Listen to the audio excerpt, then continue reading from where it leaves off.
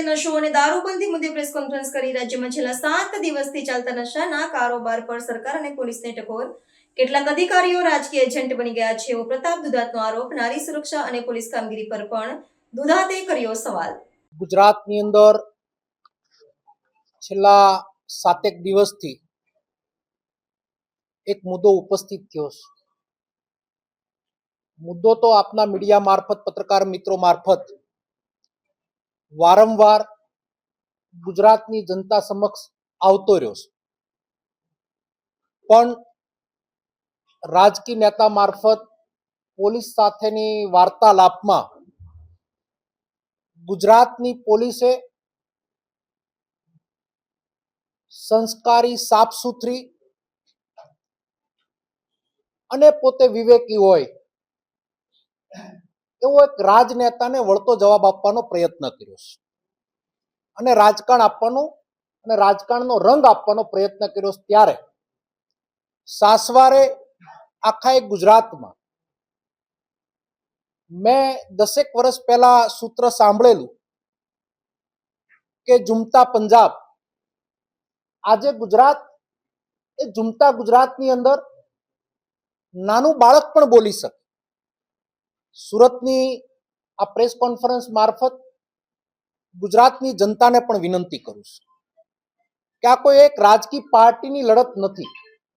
દારૂ અને ડ્રગ્સ આ લડત જન વ્યક્તિની લડત છે.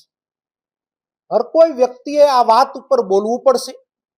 હર કોઈ વ્યક્તિ આ વાતને ઉજાગર કરવાનો પ્રયત્ન કરવો પડશે. બધી પોલીસ પણ ખરાબ હોતી નથી. જેટલી પોલીસ ખરાબ છે એને લાગુ પડતો આ નિયમ છે. પટ્ટા ઉતરી જવાની વાત ઉપરથી આ ઉપસ્થિત થયેલા મુદ્દામાં આજે આખા ગુજરાતમાં પ્રેસ કોન્ફરન્સ સાથે આવેદનો, છેલ્લા 5 વર્ષમાં 93,691 કિલો ડ્રગ્સ એક ગુજરાતની દરિયાકી બોર્ડર ઉપર પકડાણો અને 2229 કિલો લીટર મટીરિયલ્સ ડ્રગ્સનું એ ગુજરાતમાં પકડાણું. હું જ્યારે ધારાસભ્ય હતો ત્યારે 23,000 કરોડ રૂપિયાનું ડ્રગ્સ એ મુદ્રા પોર્ટ પર પણ પકડાયેલું. ડ્રગ્સ આવે છે ક્યાંથી? આજે આપણે વાત કરી રહ્યા છીએ ત્યારે કયા ઘરનો વ્યક્તિ કોણ ડ્રગ્સ લે પરિવારને પણ ખબર નથી. ત્યારે પોલીસ લાજવાને જગ્યાએ ગાજવાનું કામ કરી રહી છે. વિકાસ સહાય ડીજીપીએ માર્મિક એક ટકોર પણ કરી કે અમને અમારા પોલીસ તંત્રનું કામ અમારી પદ્ધતિથી અમે કરશું. સારી બાબત છે. રાજકીય લોકોએ હસ્તક્ષેપ ન કરવો જોઈએ. ખૂબ સારી બાબત છે. પણ આપના મારફત સહાય સાહેબને પૂછવા માંગુ છું, જે જિલ્લામાંથી આવું છું,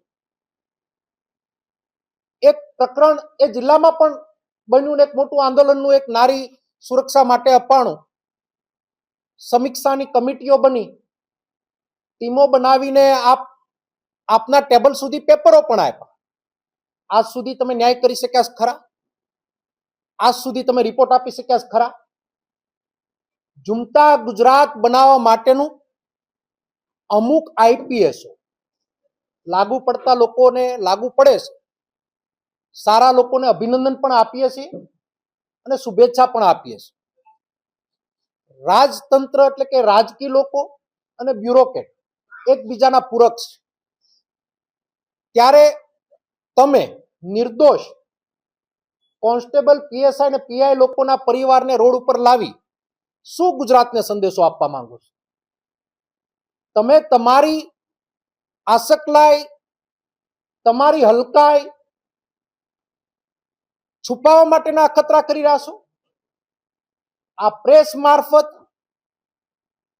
ગુજરાતની પોલીસને હું ચેલેન્જ કરું છું કે તમારામાં નૈતિકતા હોય, તમારામાં હિંમત હોય, તમે ડ્રગ્સ માફિયાને પકડો, અમે તમારું સન્માન કરવા આવશું. અમારી પાર્ટી તમારું સન્માનિત કરશે. પણ તમે બુટલેગરોને સાવરી રાજકીય ઉપયોગ કરી રહ્યા છો. તમે સત્તાધારી પાર્ટીના અમુક પોલીસ વાળા એજન્ટો બની ગયા છો? અમે કોંગ્રેસ વિચારધારાના આગેવાનો અને કોંગ્રેસી કાર્યકર્તાઓ એક જમાનાની અંદર એટલે કે આ દેશની આઝાદી વખતે જુલ્મ અંગ્રેજોને પણ અમે એના લલકારને સામનો કરીને અહીંયાથી અંગ્રેજોને હટાવ્યા હોય